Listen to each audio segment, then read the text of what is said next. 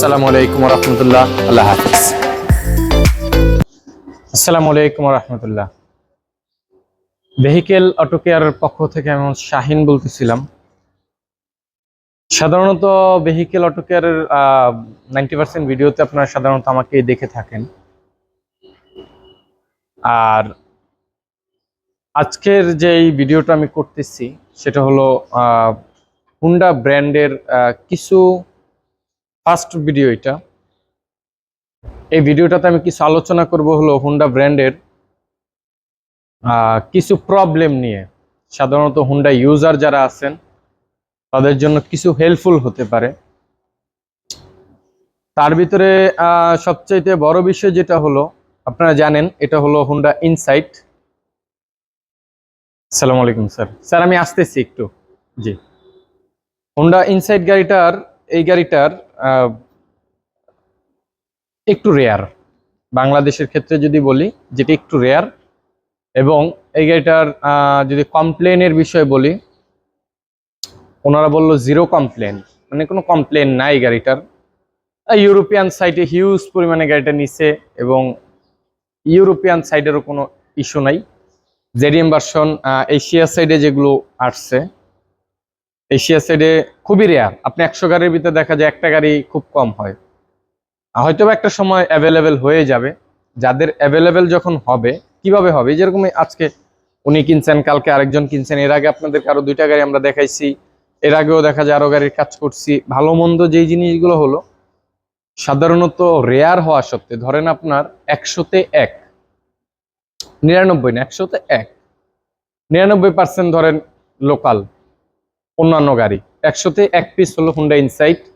But 1 piece rare হওয়া সত্ত্বেও যদি এই গাড়িগুলোর কিছু প্রবলেম থাকে, তাহলে এটা আসলে একটু, আমি বলবো, অ্যাবনর্মাল এবং এটা সামথিং রং।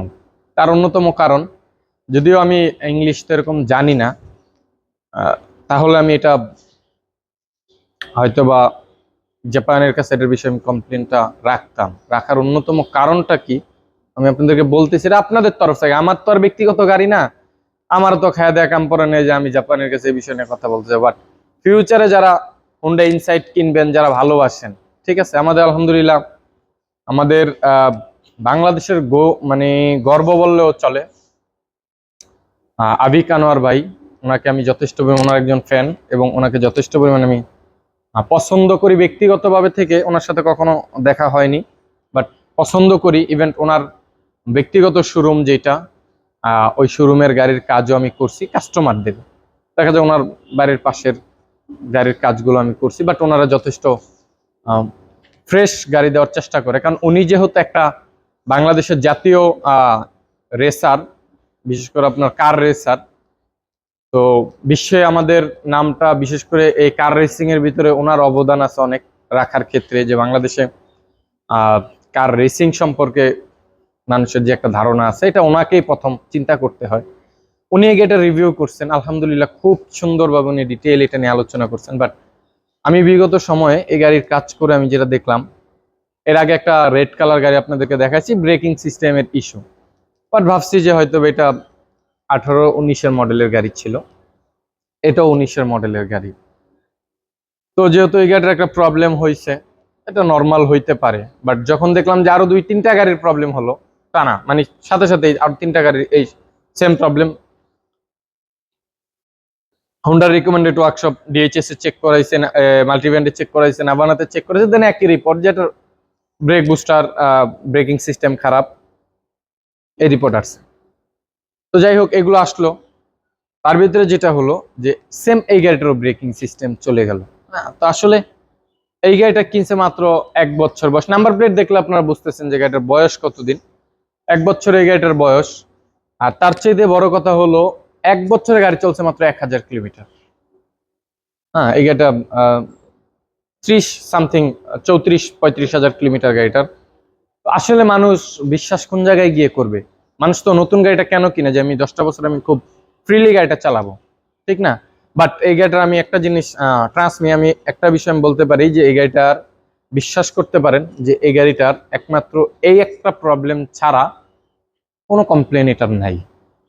তো এই যে একটা হ্যাসাল, এটা আসলে আমি মনে করি ভালো একটা হ্যাসাল, খালি হ্যাসাল না।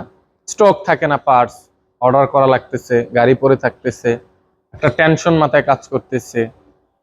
এটা আমি মনে করি একটা গাড়ি কিনে মানুষের জন্য খুব ভোগান্তি। তো অবশ্য হুন্ডা কেনার আগে অবশ্যই বিষয়টা মাথায় রাখবেন যে এই গাড়িটার একদম কমন প্রবলেম আমার বোধহয় মনে হচ্ছে, কারণ এটা রেয়ার।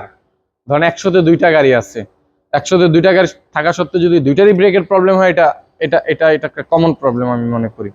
কয়টা আপনার বাংলাদেশে হয়তো বা আপনি ইনসাইড কয়টা পাবেন, হাতে গোনা 50টা ইনসাইডও পাবেন কিনা সন্দেহ। আমি মানলাম 50টা ইনসাইড কিংবা 100 পিস ইনসাইড আছে, বাট হাইব্রিড আছে কয়েক লক্ষ। ওই তুলনায় এটা কিছুই না, মানে এটা খুঁজা পাওয়া এটা খুবই ডিফিকাল্ট। দেখা যায় আপনি রাস্তায় 10 দিন চলছেন, একদিন আপনার চোখে পড়ে না। কিন্তু যেটা Axio, aqua, C-HR, Prius, Noha square, Bakshi, এগুলো যদি বলেন আপনি অ্যাভেলেবেল, বাট ওগুলো দেখা যায় 3 বছর 4 বছর চলানোর পরে মানুষ 50-60 হাজার 70 হাজার 1 লাখ কিলো চালানোর পরে, হ্যাঁ ওইটারও অনেক ক্ষেত্রে প্রথমে প্রবলেম হচ্ছে না যে বিষয়টা এরকম না, হচ্ছে। দেখা যায় ওইটা রেয়ার, মানুষের একটা শুয়ে গেছে, বাট এটার ক্ষেত্রে তো এটা তো মানুষ ওইভাবে দেখতেছে না। বাট এটাতে চৈরা এবং চালায় খুব মজা আছে। আমি গাড়িটা কালকে রাত্রে আনছি এই প্রবলেম মতো অবস্থায়। এটার কাজ করব, এই ভিডিওগুলো পরে থাকবে ইনশাআল্লাহ তাআলা। তো এই পর্যন্ত সকলে ভালো থাকবেন, সুস্থ থাকবেন, সকলের জন্য দোয়া রাখবেন, এই কেমন রইল। জাস্ট এটা ব্যক্তিগতভাবে ভিডিওটা হয়েছে যে এই গাড়ি কিনবেন যারা তাদের জন্য, এই একমাত্র। আসসালামু আলাইকুম ওয়া রাহমাতুল্লাহ, আল্লাহ হাফেজ।